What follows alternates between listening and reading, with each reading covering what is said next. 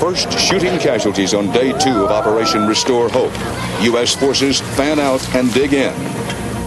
In Little Rock, the president-elect makes his first cabinet appointments. We'll have an evening news reality check. And growing support in America for a ban on baby walkers. We'll tell you why. It's not worth seeing your child go through a terrible accident, and it's so much stress on a family you can't even imagine. This is the CBS Evening News, live from the main U.S. Marine base at Mogadishu Airport in Somalia. Dan Rather reporting. Good evening. After a day of soaking monsoon rains, tonight the moon is out and full, the sea breeze up. This airport has been roaring and whining all day and into the night. Day 2 of America's effort to save Somalia. Men and personnel and equipment are pouring in here.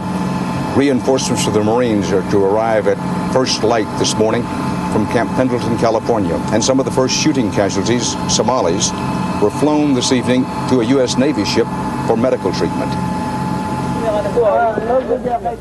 First French, then U.S. troops were involved in a shooting incident tonight. The official version is a truck full of Somalis accelerated at a checkpoint. The French took that to be a possibly hostile act, opened fire. U.S. forces then followed with fire. 2 Somalis were killed, 7 others wounded, 2 of the wounded seriously. The only weapon found in the truck turned out to be a large knife.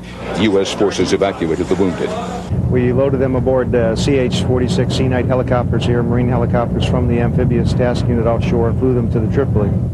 Back on land, flares popped over the capital as U.S. forces reported trading fire with gunmen near another checkpoint. No Americans were hurt.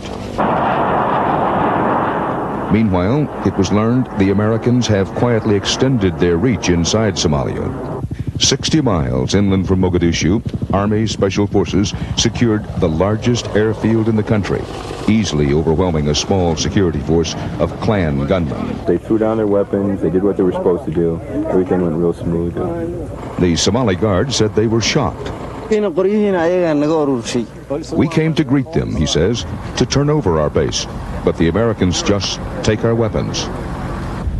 This Soviet-built base is large enough to land the biggest American aircraft.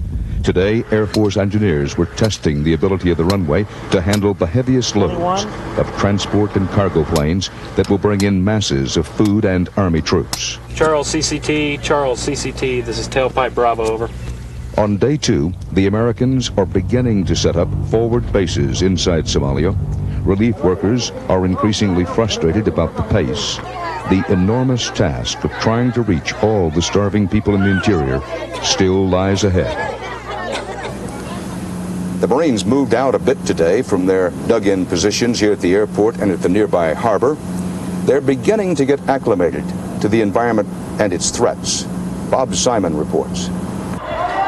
It didn't look like a feeding program at the Mogadishu port today.